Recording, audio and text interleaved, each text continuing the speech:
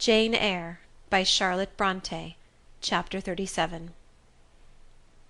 The manor house of Ferndean was a building of considerable antiquity, moderate size, and no architectural pretensions, deep buried in a wood. I had heard of it before. Mr. Rochester often spoke of it, and sometimes went there. His father had purchased the estate for the sake of the game covers. He would have let the house, but could find no tenant, in consequence of its ineligible and insalubrious site. Ferndean then remained uninhabited and unfurnished, with the exception of some 2 or 3 rooms fitted up for the accommodation of the squire when he went there in the season to shoot. To this house I came just ere dark on an evening marked by the characteristics of sad sky, cold gale, and continued small penetrating rain. The last mile I performed on foot, having dismissed the chaise and driver with the double remuneration I had promised.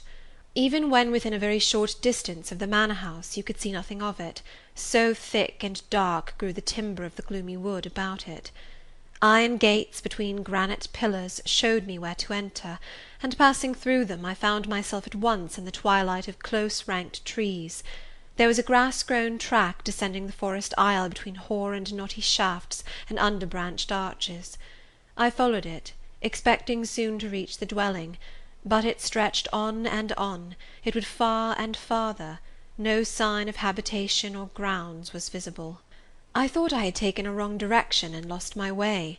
The darkness of natural as well as of sylvan dusk gathered over me. I looked round in search of another road. There was none. All was interwoven stem, columnar trunk, dense summer foliage, no opening anywhere. I proceeded. At last my way opened, the trees thinned a little. Presently I beheld a railing. Then the house, scarce, by this dim light, distinguishable from the trees, so dank and green were its decaying walls. Entering a portal, fastened only by a latch, I stood amidst a space of enclosed ground, from which the wood swept away in a semicircle. There were no flowers, no garden beds, only a broad gravel walk girdling a grass plat, and this set in the heavy frame of the forest. The house presented 2 pointed gables in its front. The windows were latticed and narrow. The front door was narrow too, 1 step led up to it. The whole looked, as the host of the Rochester Arms had said, quite a desolate spot. It was as still as a church on a week-day. The pattering rain on the forest leaves was the only sound audible in its vicinage. "Can there be life here?" I asked. Yes, life of some kind there was, for I heard a movement, that narrow front door was unclosing, and some shape was about to issue from the grange. It opened slowly. A figure came out into the twilight and stood on the step, a man without a hat. He stretched forth his hand as if to feel whether it rained. Dusk as it was, I had recognized him. It was my master, Edward Fairfax Rochester, and no other. I stayed my step, almost my breath, and stood to watch him, to examine him, myself unseen, and, alas, to him invisible. It was a sudden meeting, and one in which rapture was kept well in check by pain. I had no difficulty in restraining my voice from exclamation, my step from hasty advance. His form was of the same strong and stalwart contour as ever. His port was still erect, his hair was still raven black, nor were his features altered or sunk. Not in 1 year's space, by any sorrow, could his athletic strength be quelled, or his vigorous prime blighted. But in his countenance I saw a change. That looked desperate and brooding. That reminded me of some wronged and fettered wild beast or bird, dangerous to approach in his sullen woe. The caged eagle, whose gold-ringed eyes cruelty has extinguished, might look as looked that sightless Samson. And, reader, do you think I feared him in his blind ferocity? If you do, you little know me. A soft hope blessed with my sorrow that soon I should dare to drop a kiss on that brow of rock, and on those lips so sternly sealed beneath it. But not yet. I would not accost him yet. He descended the 1 step, and advanced slowly and gropingly towards the grass plat.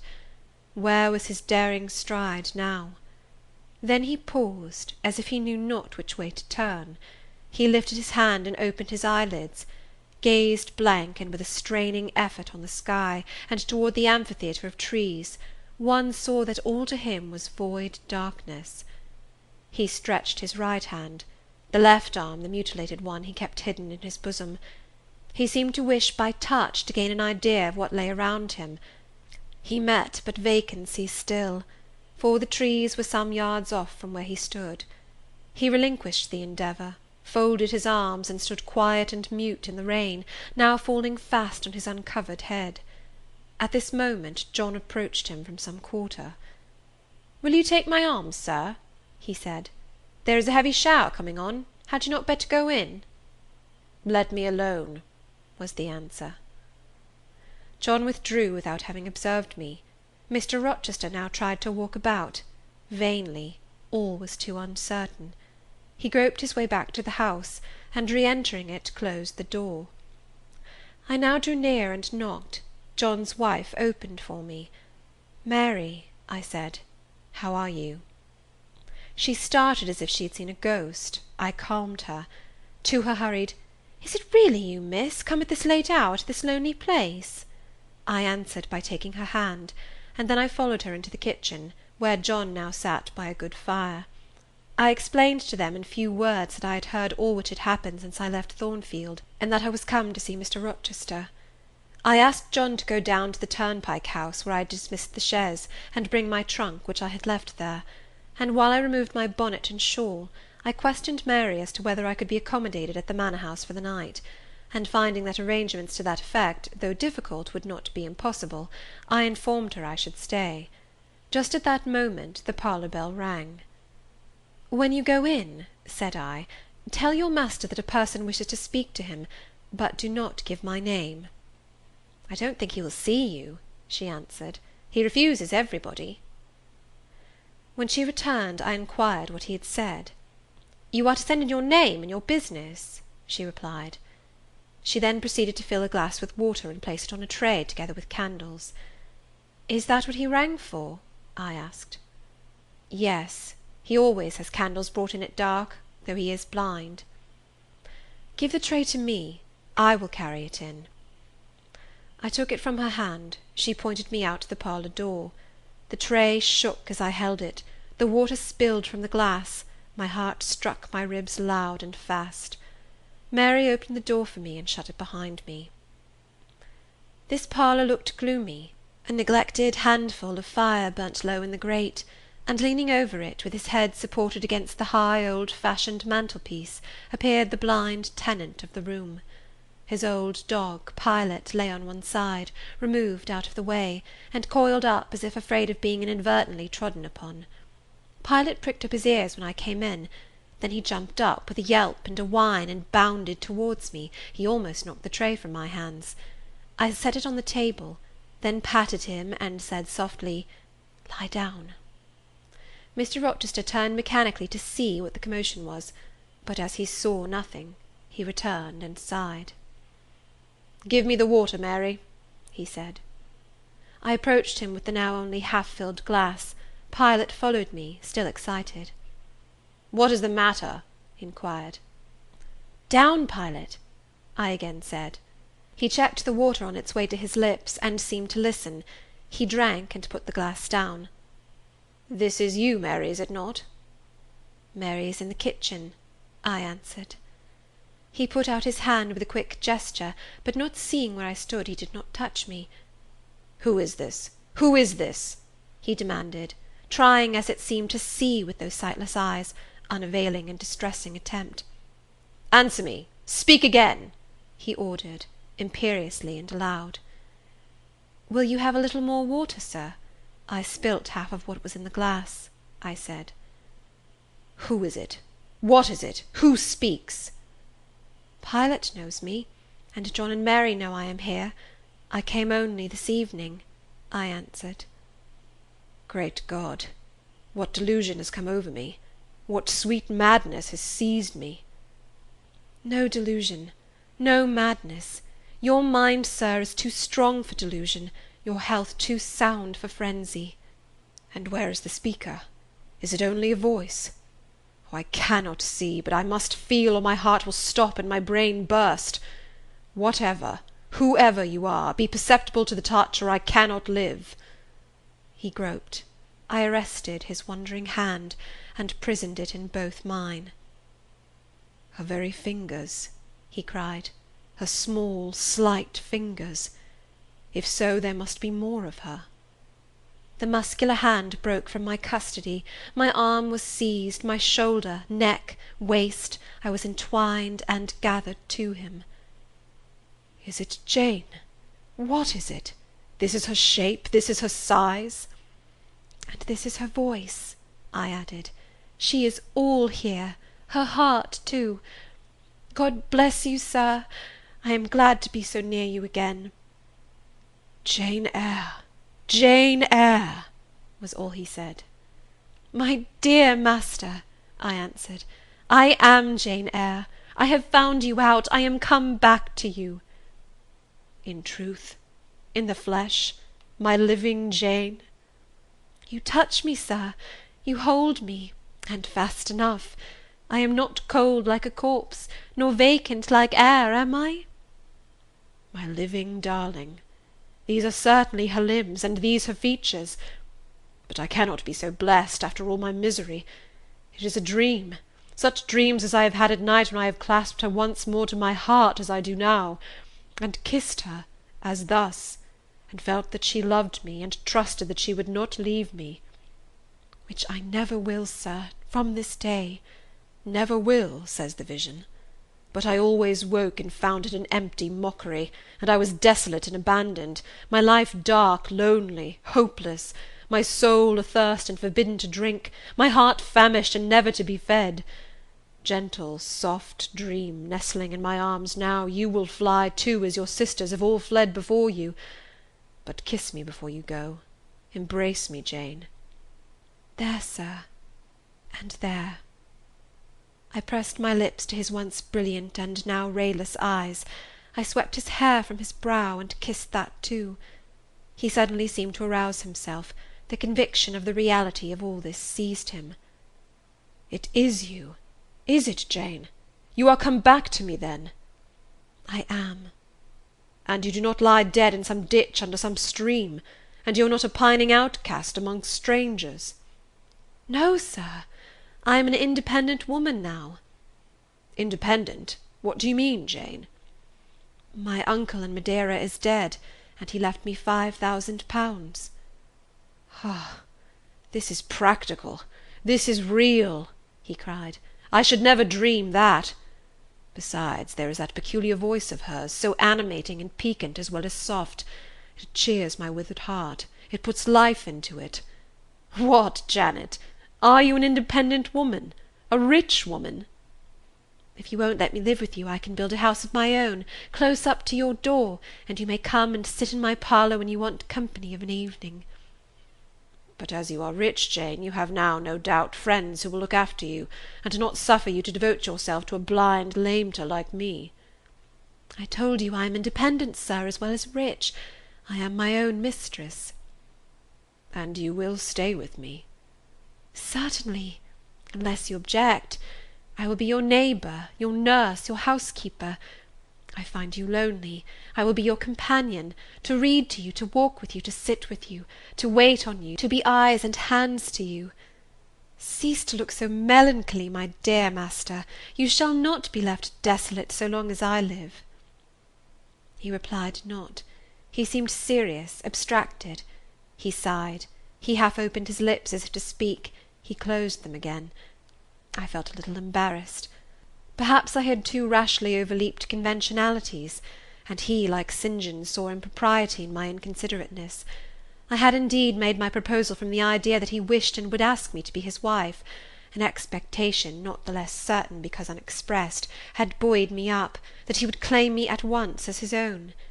But no hint to that effect escaping him, and his countenance becoming more overcast, I suddenly remembered that I might have been all wrong, and was perhaps playing the fool unwittingly, and I began gently to withdraw myself from his arms, but he eagerly snatched me closer. "No, no, Jane, you must not go. No, I have touched you, heard you, felt the comfort of your presence, the sweetness of your consolation. I cannot give up those joys. I have little left in myself. I must have you. The world may laugh, may call me absurd, selfish, but it does not signify. My very soul demands you. It will be satisfied, or it will take deadly vengeance on its frame." "Well, sir, I will stay with you. I have said so." "Yes, but you understand one thing by staying with me, and I understand another. You, perhaps, could make up your mind to be about my hand and chair, to wait on me as a kind little nurse, for you have an affectionate heart and a generous spirit which prompt you to make sacrifices for those you pity, and that ought to suffice for me, no doubt. I suppose I should now entertain none but fatherly feelings for you. Do you think so? Come, tell me." "I will think what you like, sir. I am content to be only your nurse, if you think it better." "But you cannot always be my nurse, Janet. You are young. You must marry one day." "I don't care about being married." "You should care, Janet. If I were what I once was, I would try to make you care. But a sightless block." He relapsed again into gloom. I, on the contrary, became more cheerful and took fresh courage. These last words gave me an insight as to where the difficulty lay, and as it was no difficulty with me, I felt quite relieved from my previous embarrassment. I resumed a livelier vein of conversation. "It is time some one undertook to rehumanize you," said I, parting his thick and long uncut locks, "for I see you are being metamorphosed into a lion, or something of that sort. You have a faux air of Nebuchadnezzar in the fields about you, that is certain. Your hair reminds me of eagle's feathers. Whether your nails are grown in like bird's claws or not, I have not yet noticed." "On this arm I have neither hand nor nails," he said, drawing the mutilated limb from his breast and showing it to me. "It is a mere stump, a ghastly sight. Don't you think so, Jane?" "It is a pity to see it, and a pity to see your eyes, and the scar of fire on your forehead, and the worst of it is, one is in danger of loving you too well for all this, and making too much of you." "I thought you would be revolted, Jane, when you saw my arm and my cicatriced visage." "Did you? Don't tell me so, lest I should say something disparaging to your judgment. Now let me leave you an instant to make a better fire and have the hearth swept up. Can you tell when there is a good fire?" "Yes. With the right eye I see a glow, a ruddy haze." "And you see the candles?" "Very dimly. Each is a luminous cloud." "Can you see me?" "No, my fairy, but I am only too thankful to hear and feel you." "When do you take supper?" "I never take supper." "But you shall have some tonight. I am hungry. So are you, I dare say, only you forget." Summoning Mary, I soon had the room in a more cheerful order. I prepared him likewise a comfortable repast. My spirits were excited, and with pleasure and ease I talked to him during supper, and for a long time after. There was no harassing restraint, no repressing of glee and vivacity with him, for with him I was perfectly at ease, because I knew I suited him. All I said or did seemed either to console or revive him. Delightful consciousness! It brought to life and light my whole nature. In his presence I thoroughly lived, and he in mine. Blind as he was, smiles played over his face, joy dawned on his forehead, his lineaments softened and warmed. After supper he began to ask me many questions, of where I had been, what I had been doing, how I had found him out. But I gave him only partial replies. It was too late to enter into particulars that night. Besides, I wished to touch no deep thrilling chord, to open no fresh well of emotion in his heart. My sole present aim was to cheer him. Cheered, as I have said, he was, and yet but by fits. If a moment's silence broke the conversation, he would turn restless, touch me, then say, "Jane, you are altogether a human being, Jane? You are certain of that?" "I conscientiously believe so, Mr. Rochester." "Yet how, on this dark and doleful evening, could you so suddenly rise on my lone hearth? I stretched my hand to take a glass of water from a hireling, and it was given me by you. I asked a question, expecting John's wife to answer me, and your voice spoke at my ear." "Because I had come in Mary's stead with the tray." "And there is enchantment in the very hour I am now spending with you. Who can tell what a dark, dreary, hopeless life I have dragged on for months past, doing nothing, expecting nothing, merging night in day, feeling but the sensation of cold when I let the fire go out, of hunger when I forgot to eat, and then a ceaseless sorrow, and at times a very delirium of desire to behold my Jane again. Yes, for her restoration I long, far more than for that of my lost sight. How can it be that Jane is with me and says she loves me? Will she not depart as suddenly as she came? To-morrow I fear I shall find her no more. A commonplace, practical reply, out of the train of his own disturbed ideas, was, I was sure, the best and most reassuring for him in his frame of mind. I passed my finger over his eyebrows, and remarked that they were scorched, and that I would apply something which would make them grow as broad and black as ever. Where is the use of doing me any good in any way, beneficent spirit, when at some fatal moment you will again desert me, passing like a shadow, whither and how to me unknown, and for me remaining afterwards undiscoverable? Have you a pocket-comb about you, sir? What for, Jane? Just to comb out this shaggy black mane. I find you rather alarming when I examine you close at hand. You talk of me being like a fairy, but I am sure you are more like a brownie. Am I hideous, Jane? Very, sir. You always were, you know. Humph!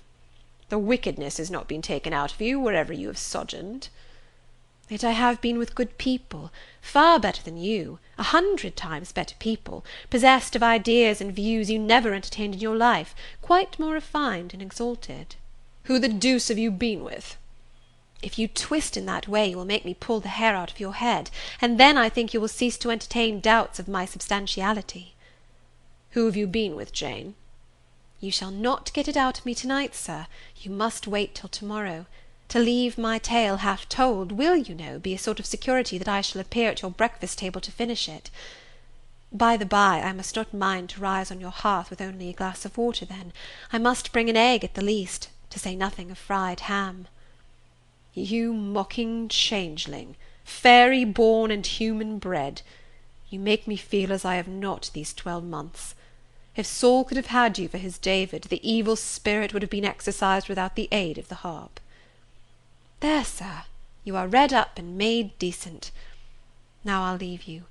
I have been travelling these last 3 days, and I believe I am tired. Good night.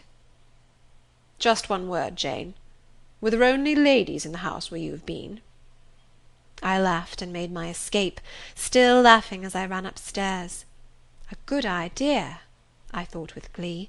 I see I have the means of fretting him out of his melancholy for some time to come. Very early the next morning I heard him up in a stir, wandering from one room to another. As soon as Mary came down, I heard the question, "Is Miss Eyre here?" Then, "Which room did you put her into? Was it dry? Is she up? Go and ask if she wants anything, and when she will come down." I came down as soon as I thought there was a prospect of breakfast. Entering the room very softly, I had a view of him before he discovered my presence. It was mournful indeed to witness the subjugation of that vigorous spirit to a corporeal infirmity. He sat in his chair, still, but not at rest, expectant evidently, the lines of now habitual sadness marking his strong features. His countenance reminded one of a lamp quenched, waiting to be relit, and alas! it was not himself that could now kindle the lustre of animated expression. He was dependent on another for that office. I had meant to be gay and careless, but the powerlessness of the strong man touched my heart to the quick. Still I accosted him with what vivacity I could. "It is a bright sunny morning, sir," I said. "The rain is over and gone, and there is a tender shining after it. You shall have a walk soon." I had wakened the glow. His features beamed. "Oh, you are indeed there, my skylark. Come to me. You are not gone, not vanished. I heard one of your kind an hour ago singing high over the wood, but its song had no music for me, any more than the rising sun had rays. All the melody on earth is concentrated in my Jane's tongue to my ear. I am glad it is not naturally a silent one. All the sunshine I can feel is in her presence." The water stood in my eyes to hear this avowal of his dependence, just as if a royal eagle, chained to a perch, should be forced to entreat a sparrow to become its purveyor. But I would not be lachrymose. I dashed off the salt drops, and busied myself with preparing breakfast. Most of the morning was spent in the open air. I led him out of the wet and wild wood into some cheerful fields. I described to him how brilliantly green they were, how the flowers and hedges looked refreshed, how sparklingly blue was the sky. I sought a seat for him in a hidden and lovely spot, a dry stump of a tree. Nor did I refuse to let him, when seated, place me on his knee. Why should I, when both he and I were happier near than apart? Pilot lay beside us. All was quiet. He broke out suddenly while clasping me in his arms. "Cruel, cruel deserter! Oh, Jane, what did I feel when I discovered you had fled from Thornfield, and when I could nowhere find you, and after examining your apartment, ascertained that you had taken no money, nor anything which could serve as an equivalent. A pearl necklace I had given you lay untouched in its little casket. Your trunks were left corded and locked as they had been prepared for the bridal tour. What could my darling do, I asked, left destitute and penniless? And what did she do? Let me hear now."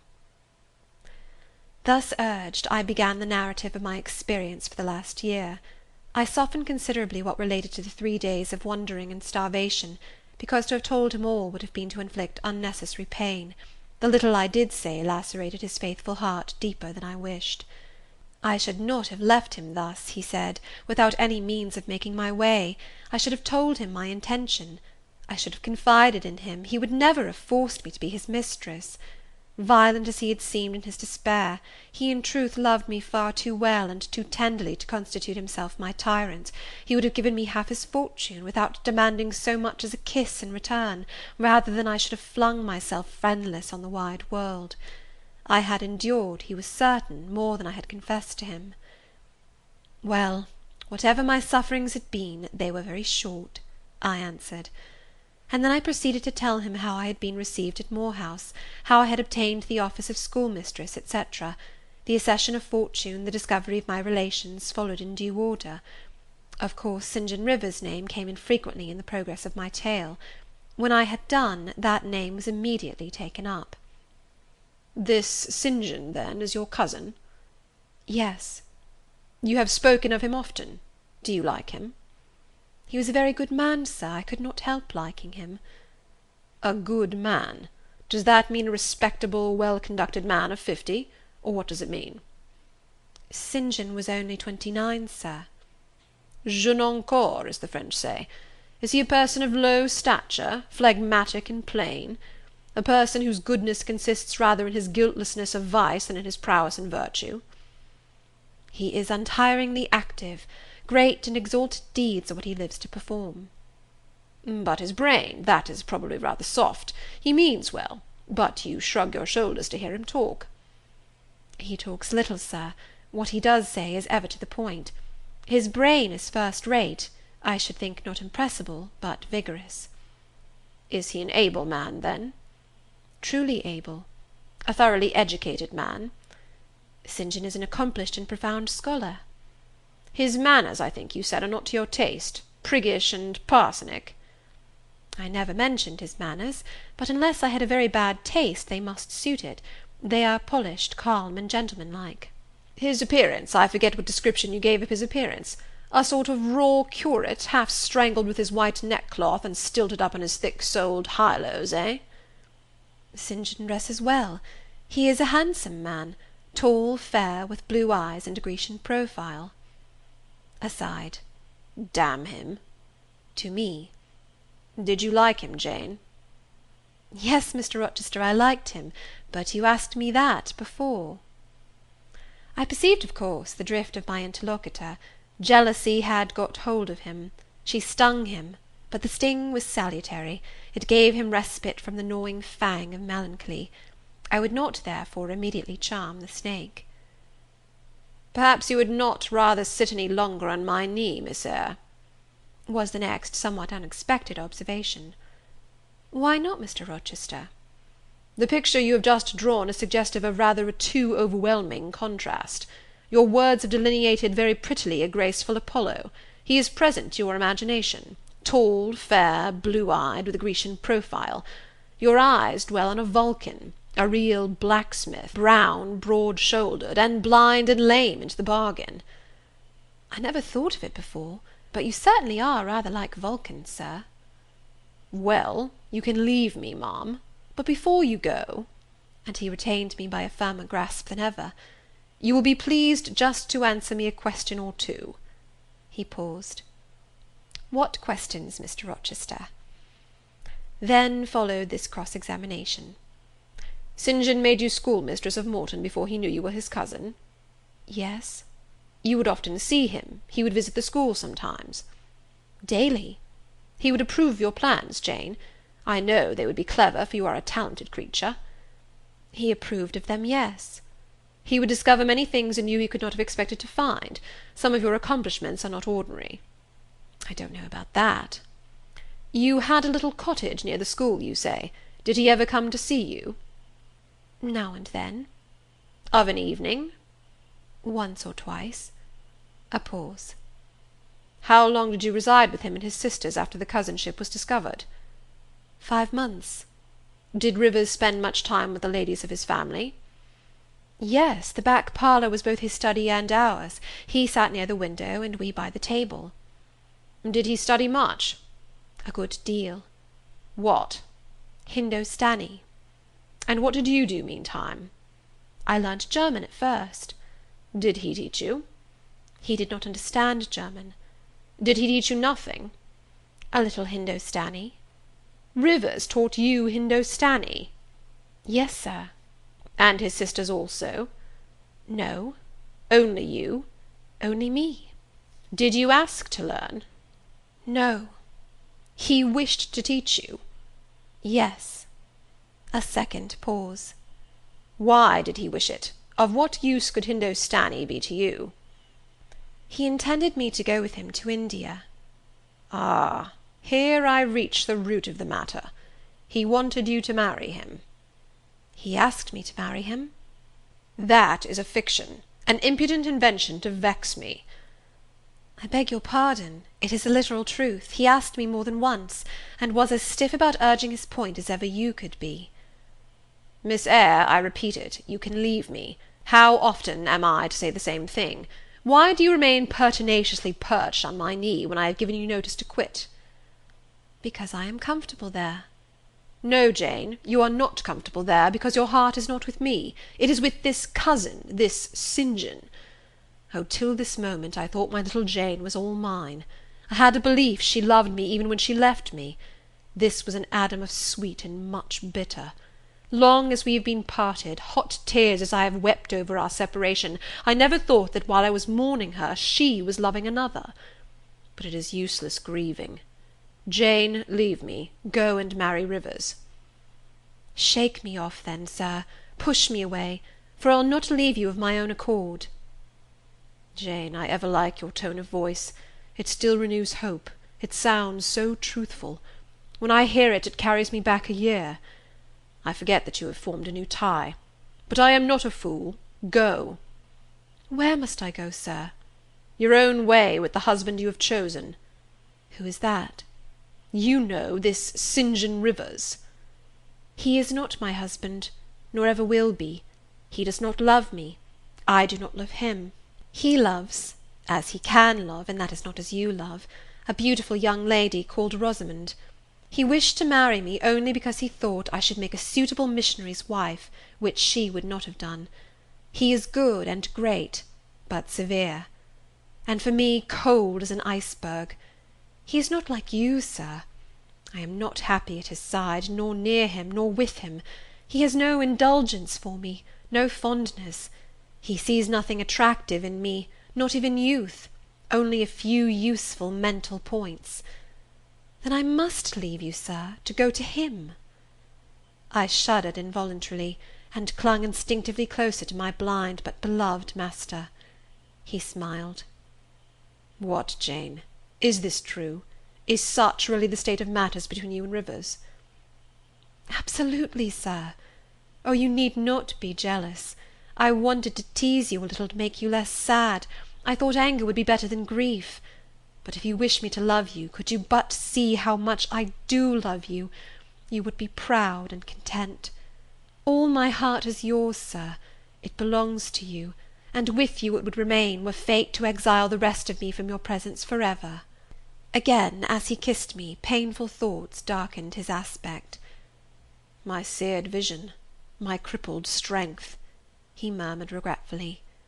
I caressed in order to soothe him. I knew of what he was thinking, and wanted to speak for him, but dared not. As he turned aside his face a minute, I saw a tear slide from under the seared eyelid, and trickle down the manly cheek. My heart swelled. "I am no better than the old lightning-struck chestnut tree in Thornfield orchard," he remarked ere long. "And what right would that ruin have to bid a budding woodbine cover its decay with freshness?" "You are no ruin, sir, no lightning-struck tree. You are green and vigorous. Plants will grow about your roots whether you ask them to or not, because they take delight in your bountiful shadow, and as they grow they will lean towards you, and wind round you, because your strength offers them so safe a prop." Again he smiled. I gave him comfort. "You speak of friends, Jane?" he asked. "Yes, of friends," I answered rather hesitatingly, for I knew I meant more than friends, but could not tell what other word to employ. He helped me. "Ah, Jane, but I want a wife." "Do you, sir?" "Yes. Is it news to you?" "Of course. You said nothing about it before." "Is it unwelcome news?"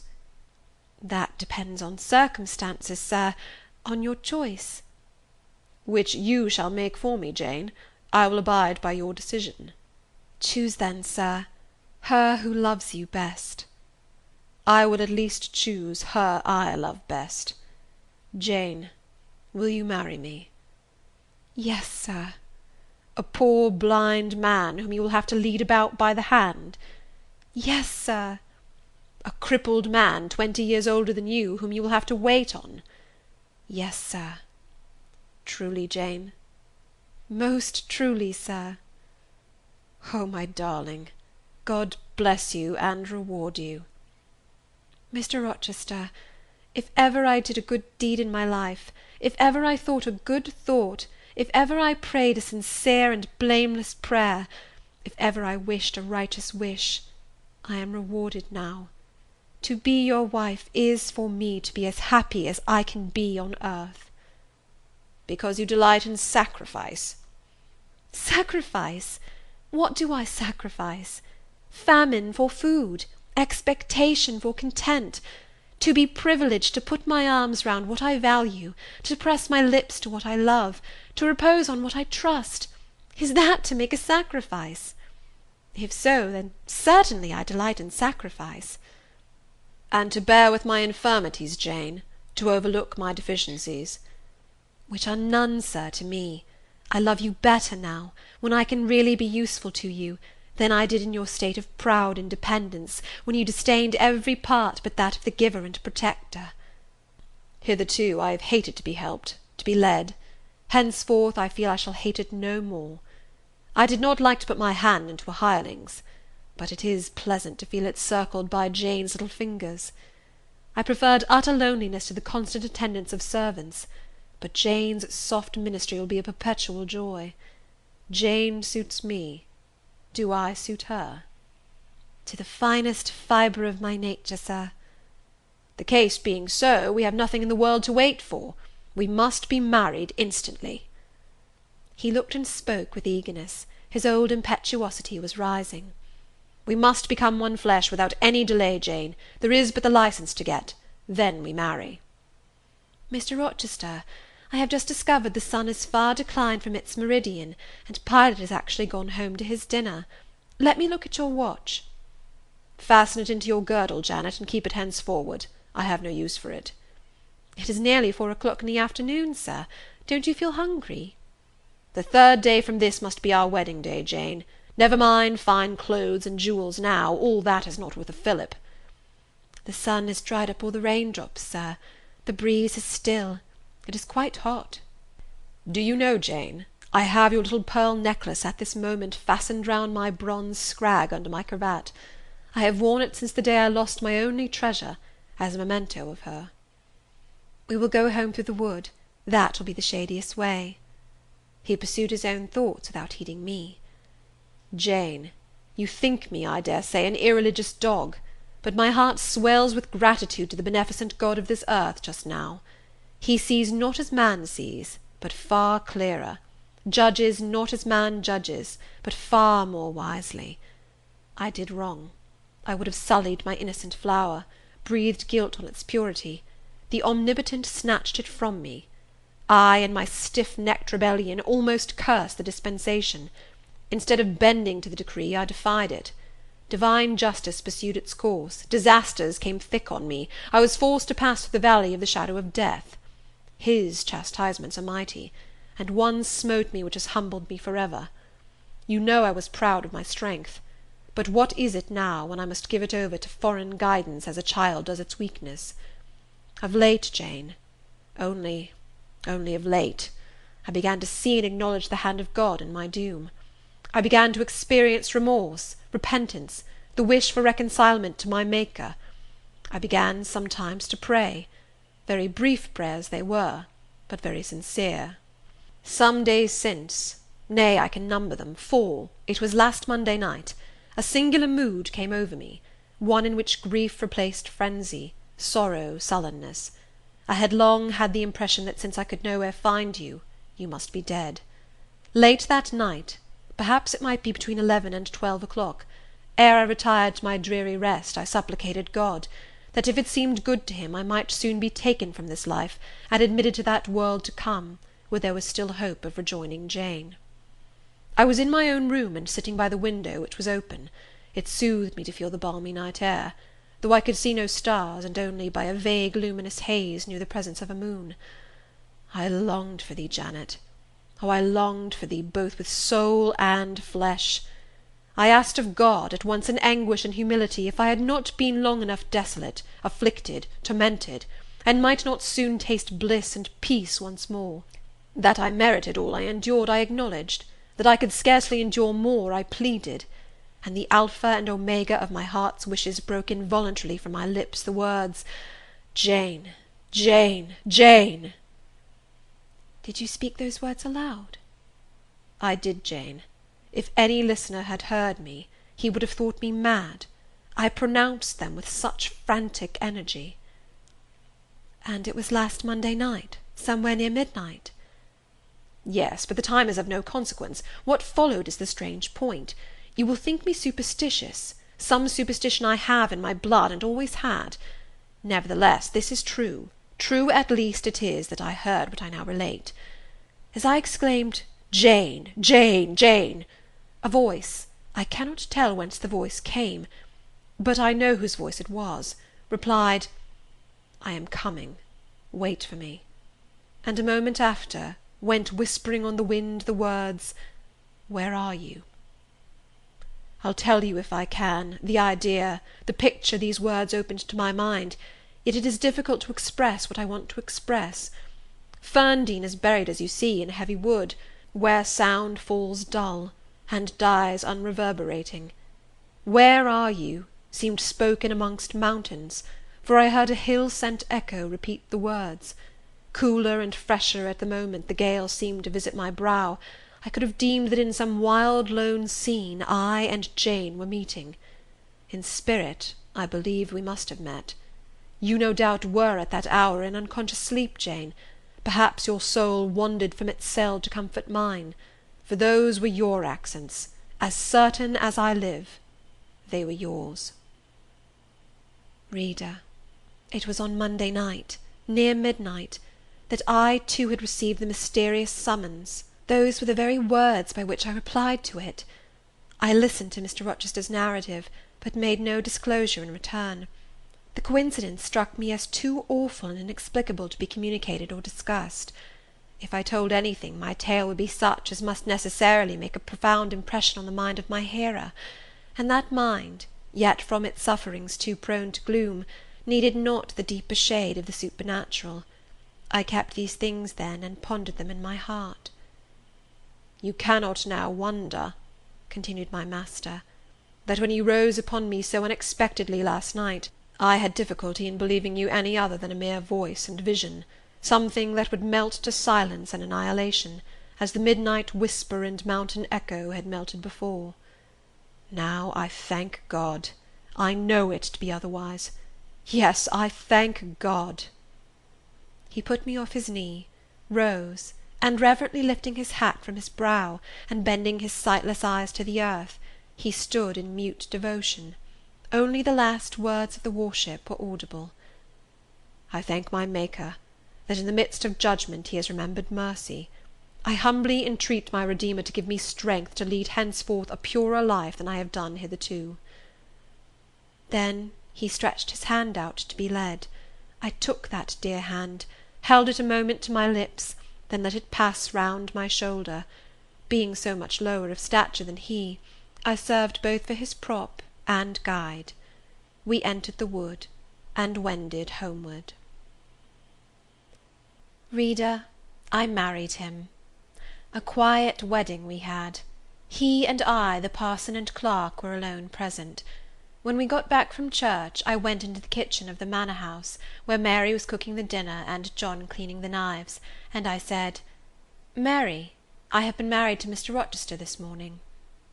The housekeeper and her husband were both of that decent, phlegmatic order of people, to whom one may at any time safely communicate a remarkable piece of news without incurring the danger of having one's ears pierced by some shrill ejaculation, and subsequently stunned by a torrent of wordy wonderment. Mary did look up, and she did stare at me. The ladle with which she was basting a pair of chickens roasting at the fire did for some 3 minutes hang suspended in the air, and for the same space of time John's knives also had rest from the polishing process. But Mary, bending again over the roast, said only, "Have you, miss? Well, for sure." A short time after she pursued, "I seed you go out with the master, but I didn't know you were gone to church to be wed," and she basted away. John, when I turned to him, was grinning from ear to ear. "I telled Mary how it would be," he said. "I knew what Mr. Edward—" John was an old servant, and had known his master when he was the cadet of the house, therefore he often gave him his Christian name. "I knew what Mr. Edward would do, and I was sure he would not wait long neither, and he's done right for aught I know. I wish you joy, miss." And he politely pulled his forelock. "Thank you, John. Mr. Rochester told me to give you and Mary this." I put into his hand a £5 note. Without waiting to hear more, I left the kitchen. In passing the door of that sanctum some time after, I caught the words, "She'll happen do better for 'em nor ony of them grand ladies." And again, "If she ben't one of the handsomest, she's known foul and very good-natured, and a his een she's fair beautiful, onybody may see that." I wrote to Moor House and to Cambridge immediately to say what I had done, fully explaining also why I had thus acted. Diana and Mary approved the step unreservedly. Diana announced that she would just give me time to get over the honeymoon, and then she would come and see me. "She had better not wait till then, Jane," said Mr. Rochester, when I read her letter to him. "If she does, she'll be too late, for our honeymoon will shine our life long. Its beams will only fade over your grave or mine." How St. John received the news I don't know. He never answered the letter in which I communicated it. Yet 6 months after he wrote to me, without, however, mentioning Mr. Rochester's name or alluding to my marriage. His letter was then calm, and, though very serious, kind. He has maintained a regular, though not frequent, correspondence ever since. He hopes I am happy, and trusts I am not of those who live without God in the world, and only mind earthly things. You have not quite forgotten little Adele, have you, reader? I had not. I soon asked and obtained leave of Mr. Rochester to go and see her at the school where he had placed her. Her frantic joy at beholding me again moved me much. She looked pale and thin. She said she was not happy. I found the rules of the establishment were too strict, its course of study too severe for a child of her age. I took her home with me. I meant to become her governess once more, but I soon found this impracticable. My time and cares were now required by another. My husband needed them all. So I sought out a school conducted on a more indulgent system, and near enough to permit of my visiting her often, and bringing her home sometimes. I took care she should never want for anything that could contribute to her comfort. She soon settled in her new abode, became very happy there, and made fair progress in her studies. As she grew up, a sound English education corrected in great measure her French defects, and when she left school, I found in her a pleasing and obliging companion, docile, good-tempered, and well-principled. By her grateful attention to me and mine, she has long since well repaid any little kindness I ever had it in my power to offer her. My tale draws to its close. One word respecting my experience of married life, and one brief glance at the fortunes of those whose names have most frequently recurred in this narrative, and I have done. I have now been married 10 years. I know what it is to live entirely for and with what I love best on earth. I hold myself supremely blessed, blessed beyond what language can express, because I am my husband's life as fully as he is mine. No woman was ever nearer to her mate than I am, ever more absolutely bone of his bone and flesh of his flesh. I know no weariness of my Edward's society, he knows none of mine, any more than we do of the pulsation of the heart that beats in our separate bosoms. Consequently, we are ever together. To be together is for us to be at once as free as in solitude, as gay as in company. We talk, I believe, all day long. To talk to each other is but a more animated and an audible thinking. All my confidence is bestowed on him, and all his confidence is devoted to me. We are precisely suited in character. Perfect concord is the result. Mr. Rochester continued blind the first 2 years of our union. Perhaps it was that circumstance that drew us so very near, that knit us so very close, for I was then his vision, as I am still his right hand. Literally, I was, what he often called me, the apple of his eye. He saw nature, he saw books through me, and never did I weary of gazing for his behalf, and of putting into words the effect of field, town, tree, river, cloud, sunbeam; of the landscape before us, of the weather round us, and impressing by sound on his ear what light could no longer stamp on his eye. Never did I weary of reading to him, never did I weary of conducting him where he wished to go, of doing for him what he wished to be done; and there was a pleasure in my services, most full, most exquisite, even though sad, because he claimed these services without painful shame or damping humiliation. He loved me so truly, that he knew no reluctance in profiting by my attendance. He felt I loved him so fondly, that to yield that attendance was to indulge my sweetest wishes.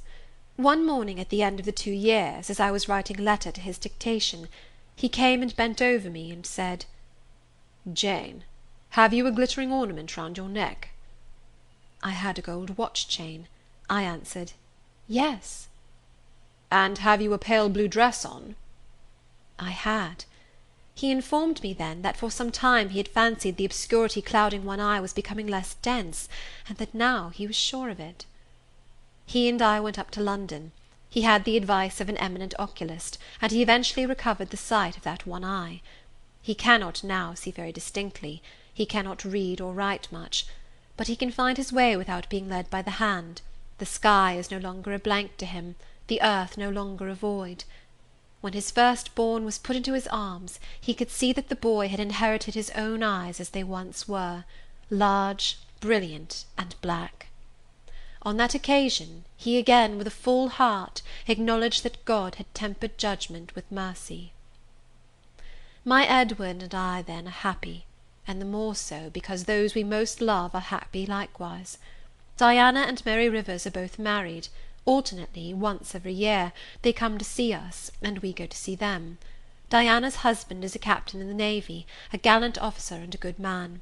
Mary's is a clergyman, a college friend of her brother's, and from his attainments and principles, worthy of the connection. Both Captain Fitzjames and Mr. Wharton love their wives, and are loved by them. As to St. John Rivers, he left England, he went to India. He entered on the path he had marked for himself, he pursues it still. A more resolute, indefatigable pioneer never wrought amidst rocks and dangers. Firm, faithful, and devoted, full of energy and zeal and truth, he labours for his race, he clears their painful way to improvement, he hews down, like a giant, the prejudices of creed and caste that encumber it. He may be stern, he may be exacting, he may be ambitious yet, But his is the sternness of the warrior Greatheart, who guards his pilgrim convoy from the onslaught of Apollyon. His is the exaction of the apostle, who speaks but for Christ, when he says, "Whosoever will come after me, let him deny himself, and take up his cross, and follow me." His is the ambition of the high master spirit, which aims to fill a place in the first rank of those who are redeemed from the earth, who stand without fault before the throne of God, who share the last mighty victories of the Lamb, who are called, and chosen, and faithful. St. John is unmarried. He never will marry now.